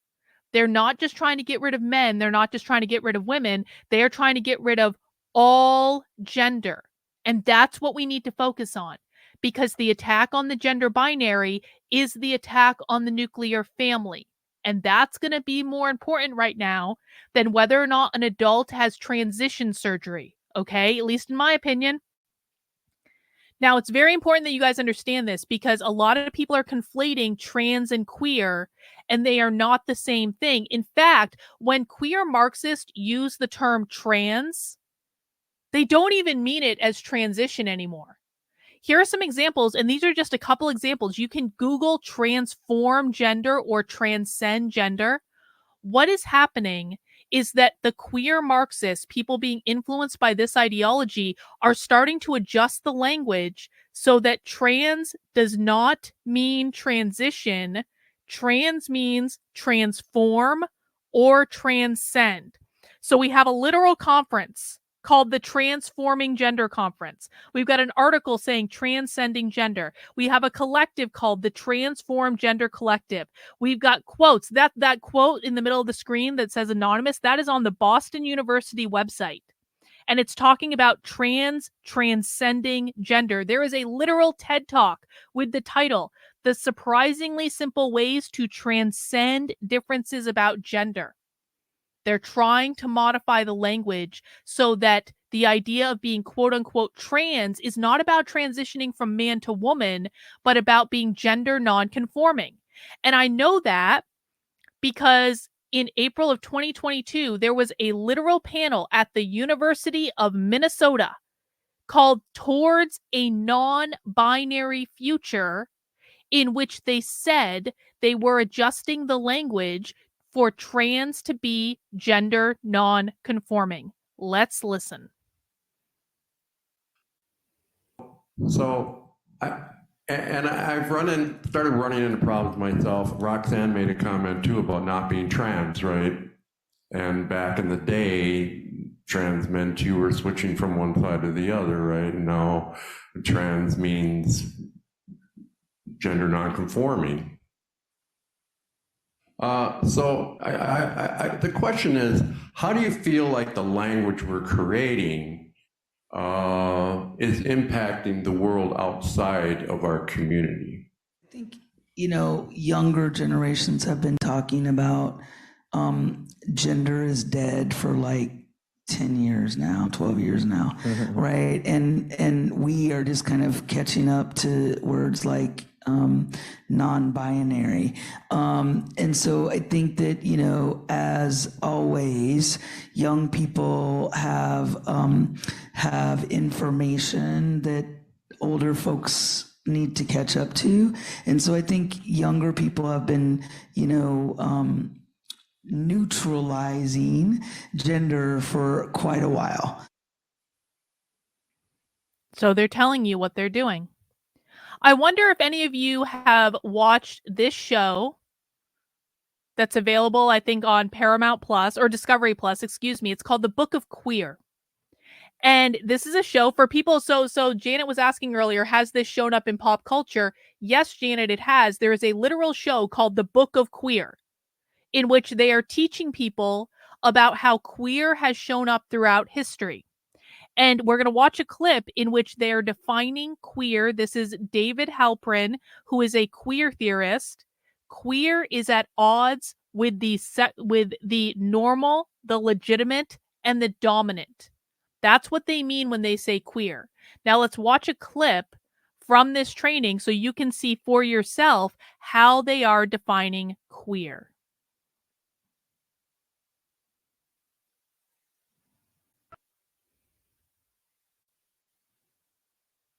Howdy.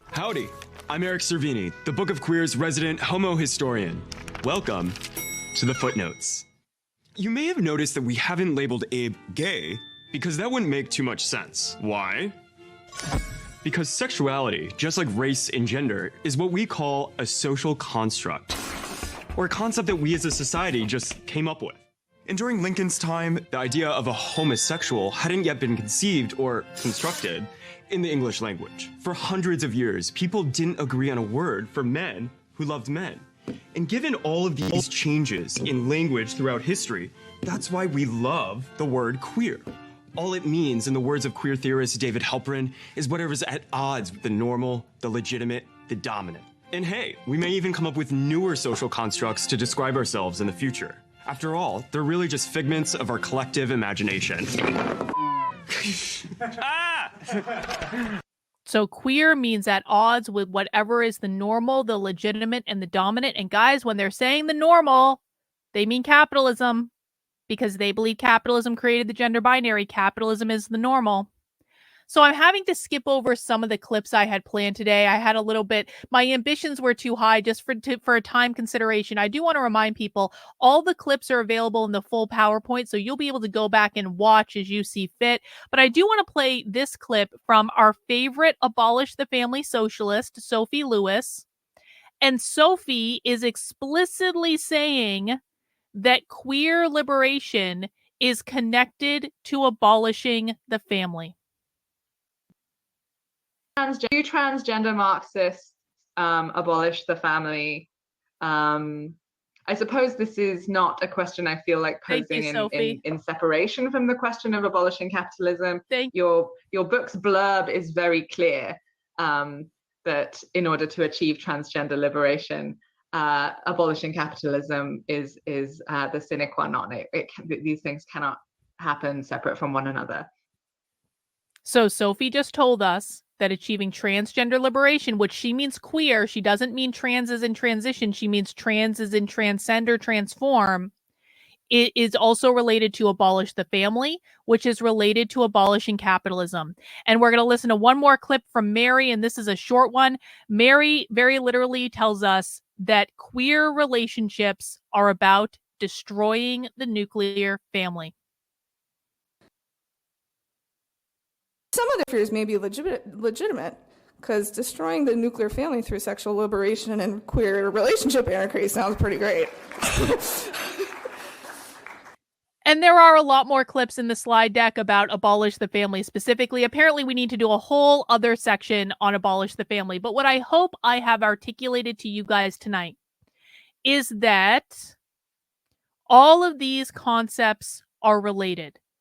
Capitalism, which is the same as whiteness, created the gender binary, which created the nuclear family, which upholds capitalism. If the goal of the left is to abolish capitalism, and I think I've proven tonight that it is, then their path to doing that is through the gender binary and the nuclear family. That is what they believe. Whether or not you agree with them, that is what they believe. And so that's what we have to start our premise of in terms of thinking about how they're infiltrating all of our institutions and what they're going to do. So a couple more things before we get into Q&A, just some words to watch out for, to know if you are listening to a socialist. You'll hear things like abolition, liberation, solidarity, comrade. They really do call people that. Social justice, radical, queer, equity. Every time you hear equity, that means socialism. The collective versus the individual. All of those things are going to show up. You're going to see this in ideas like critical race theory, gender ideology, queer theory, reproductive justice, which is about abortion, culturally responsive teaching, anti-racism, Black Lives Matter, gender and sexuality alliances or GSAs, rainbow clubs, social emotional learning, and more. I have a couple PDFs in the handout section that you are welcome to download. This PDF is the monster. It shows how race, gender, queer, and family are all related back to the abolition of capitalism, so you can download that. And I have this one that is specifically about why whiteness means capitalism, because that is the hardest concept for people to overcome. And with that, I know we only have 5 minutes left, but I'm going to stick around, and hopefully you guys do too. We're going to move into the Q&A, but guys, I just want to say thank you for coming to the presentation tonight. I really do appreciate it. Please share this out with your friends and family. You will all be getting a video of this webinar, and so you can share it out. I think I'm going to put it up on the Substack as well. Please share this information. I'm giving this information to you because I want you to share it. That's the purpose of all of this. We need to teach this to other people. And if you want to support the work I'm doing and keep me in business, please make sure you sign up as a supporter on my Substack, which is carlin.substack.com/subscribe. It's $8 a month. It's $80 a year. You can also make a one-time gift at activelyunwoke.com/support. And I can only do this with your guys' help. And so I appreciate everyone who does support the work I'm doing. Now I'm going to turn over to the Q&A, and we've got a bunch of questions coming in. And so I'm just going to answer these questions. And guys, feel free to stay or go depending on your inclination. And I will stay here until all questions are answered. Let's see. Was L. Ron Hubbard involved at any point? No, Tatiana. I have no evidence that L. Ron Hubbard has ever been involved, but thank you for the question. June wants to know, can you explain their definition of free? June, that is a fair question given the conversation that we've had tonight. Their definition of free is free. It doesn't cost any money. They want everything to be free. They want housing to be free, food to be free. They want energy to be free. They want all healthcare to be free. They want all education to be free. And when they mean free, they mean collectivized in the public. So no private doctors, no private schools, no private energy sources. Everything is in the public domain. And so you get what they give you, and they control who has access to what. So they literally do mean they don't want you to pay for anything, to include a home. Your home will be provided for you. All people will go through public schools that they control. Universal health care will be available to everyone, what they think that you need. You're not allowed to privatize anything because remember, this is all about the abolition of private property. So there are no private businesses. There are no privately owned homes. There are no privately owned land. None of that. So that's what they mean by free. Sin says, do you think the border immigration disaster is the first step in decolonizing the U.S.? That's a good question, Sin. I mean, it makes sense. They do want to eliminate borders as an act of decolonization. Decolonization does not always mean violent revolution. So that very well could make sense. I appreciate it. Bot says, does Zionism mean pro-Jewish? Zionism means support of Israel. There are a lot of Jews, especially Orthodox Jews, who do not support Israel. They don't consider themselves to be Zionist. So I don't think that Zionist means pro-Jewish, and I don't think being anti-Zionist means being an anti-Semite or anything like that. The point that I was trying to make is that this specific population sees the Jews and Israel as symbolic of capitalism. And that's why they're protesting in favor of Hamas, because they view the Palestinians as oppressed under the colonizing force of Israel. And that's why you see them showing up that way in the world. Gabby says, what can a parent realistically do about socialism being taught in schools? Is the only option opting out and homeschooling? Yes. And I'm really sorry I have to deliver that answer, Gabby. But yes, the very best option and the only thing that will be 100% effective is in getting your kids out of public schools. There is no better answer at this time. The public schools will not be fixed in our lifetimes. The problem is too deep. And so if you care about your kids and you don't want them to learn this stuff, get them out of public schools. Janet says, curious where I would place Robin DiAngelo. She's a socialist. I'm saying she's a socialist. The only reason I ask is she came to mind when you were reviewing the slides. Yeah, Robin DiAngelo is a socialist, and she's pushing this ideology because she's a far leftist, essentially. Let's see. Janet also says, education is central to politics itself, from Henry Giroux. Yes, he does. Is he saying education is a conduit to teaching kids what to believe politically in schools? Janet, that's exactly correct. Tatiana, do they ever talk about evolutionary biology? Actually, Tatiana, one of the slides that I skipped over just for the sake of time, I'll go back and I'll display it on the screen now, is they literally talk, where is it? I'm trying to find it in my slide deck. They literally talk about queering biology. Did I take that out? I may have taken it out. Hang on, let me just look one more time.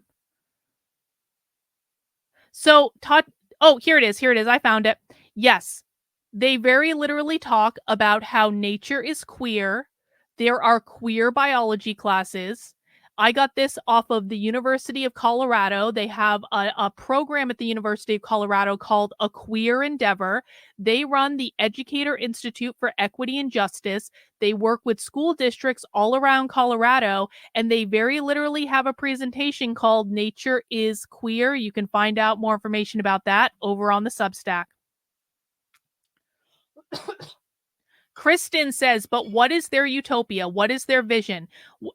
So Kristen, I actually have or Kirsten, sorry about that. I actually have a whole article over on the Substack, which I lay out explicitly what their vision for the Marxist utopia is. So I would recommend heading over to carlin.substack.com and just do a search for Marxist utopia. I've kind of already explained it, which is you will not own a home. You will not own a business. You will go to public school. You will have publicly funded healthcare. You will have publicly funded energy. You will do the job you are assigned by the community. They believe that in eliminating capitalism, everyone will work a lot less. And so it really is kind of like what you see in the movies. That's what it is. It's 1984 combined with Brave New World. They don't want the nuclear family to exist. Their sexual liberation, polyamorous relationships are very big with them. That's not to say that only socialists do polyamory, because that's not true either. There are people who do polyamory that aren't socialist, but that's a very big thing that they're pushing, to queer the nuclear family. But definitely go over to the Substack and look up that article, because I laid it out explicitly. Janet says, since they see kids as little adults, is that why they talk about learning from kids and about language, the new ways of viewing the world through socialist ideas? Janet, all of that comes from Paulo Freire's Pedagogy of the Oppressed, which is all about turning education kind of upside down, and learning from children is part of that pedagogy in which children drive their education. And so if you haven't, Pedagogy of the Oppressed is literally sold at socialism events. I've seen it in their bookstores. And so that's where that idea comes from. And that relates back to Henry Giroux, who we saw in the presentation, who basically brought Paulo Freire and Pedagogy of the Oppressed to the United States. Carissa, can you explain their definition of justice? Yes, I can, Carissa. Their definition of justice is equity. Equity means that everyone has access to all of the same resources, and there are no disparities in outcome. When they say social justice, that means socialism. It means a world built on equity, in which everything is collectivized, everything is in the public, and therefore everyone has access to the same resources as everyone else. That is the definition. Daniela says, what concept is it if liberation in a generation, YouTube channel name, is only, again, big business, but in favor of Black-owned small businesses? Daniela, they don't think that Black people should own businesses. They don't think anyone should own businesses. And so if there's a YouTube channel called themselves that, I'm going to assume that they don't really know what they're talking about, and this is why we should not listen to most of the people who are on YouTube that are not looking at primary source documentation. The fact of the matter is that the left does not want Black people to own businesses. They believe that all Black people should be socialists, that they push that idea all the time. And we know this because the Black Lives Matter riots in 2020 specifically targeted Black-owned businesses in Minneapolis to burn them down.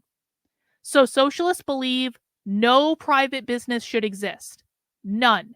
And it doesn't matter if the owner is Black, because remember, if a Black person engages in whiteness, which is capitalism, that means they're very literally like they're engaging in the system. They don't want that. You saw that in the presentation in which Cheryl Harris said that Black people can be white too. Once they ascend to capitalists, they become the enemy. That's why Kanye West is targeted by them, because he's a very successful entrepreneur, regardless of any of the stuff that got him in trouble. That's why Jay-Z is targeted by them. That's why Larry Elder is called the black face of white supremacy. They do not believe any private business should exist. And to be quite frank, I keep telling you and trying to explain to you that you need to stop listening to James Lindsay on this, because the fact that you're listening to him is why you don't understand this. All right. That's all the questions I have. And by the way, because I made that smartass remark about James Lindsay at the end, I'll say this. I think that what James Lindsay does is incredibly valuable. I'm not saying that listening to him is worthless. The problem is that James Lindsay is not teaching his audience the things that he should be teaching them, and he knows it. And he's confusing people, and that's why people show up in my chat and they are completely confused about this. Even if they claim to listen to my content, if they're listening to James Lindsay's content, they will inevitably be confused because he is not explaining this clearly. So I don't mean to throw him under the bus there, but it's just a little bit frustrating to me that we have all this primary source evidence that I've spent the last 2 hours taking you guys all through, and it's clear as day when you actually look at it. But there are so many people who don't understand because they are constantly being confused by what he's putting out there in, I would argue, a rather irresponsible way. Anyway, guys, that is all the Q&A we have. Thank you again for joining me. And again, if you want to follow along with the work I'm doing, it's carlin.substack.com. And please make sure you share this information with as many people as possible. I really, really appreciate it, guys. Have a great rest of your night, and we'll see you soon.